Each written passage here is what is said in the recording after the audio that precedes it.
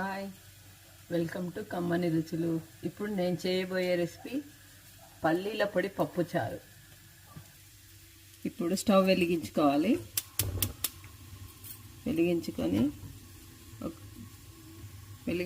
Pan పెట్టుకోవాలి. అందులో తగినంత ఆయిల్ వేసుకోవాలి. ఇప్పుడు ఆయిల్ వేసుకున్నాం కదా, రుచికి సరిపడా పచ్చిమిర్చి వేసుకోవాలి. ఇది కొంచెం ఫ్రై కావాలి. ఇందులో జీలకర్ర, ఆవాలు, కొత్తిమీర, కరివేపాకు కూడా వేసుకోవాలి.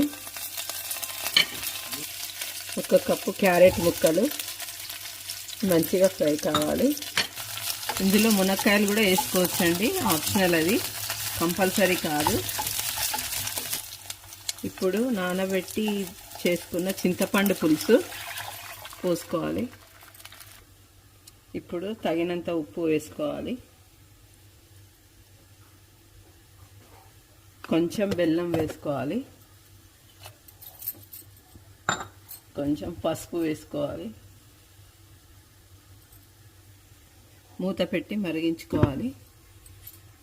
ఇది మరిగేలోపు పల్లీల పొడి చేసుకుందాము. మిక్సీ తీసుకొని 1 కప్పు పల్లీలు గ్రైండ్ చేసుకుందాము. ఇప్పుడు క్యారెట్ ఉడికిందో లేదో చూసుకోవాలి. చక్కగా ఉడికిపోయిందండి. ఇందులో పల్లీల పొడి వేసుకోవాలి. వేయించి పెట్టుకున్న పల్లీలు, గ్రైండ్ చేసుకున్న పల్లీల పొడి వేసుకోవాలి. వేసుకొని ఇలా కలుపుకోవాలి. వేయించి పెట్టుకున్న జీలకర్ర, మెంతుల పొడి వేసుకోవాలి కొంచెము. ఎప్పుడైనా పచ్చిపులుసు మిగిలిపోతే ఇలా చేసుకుంటే ఇంకో రెసిపీ తయారవుతుంది.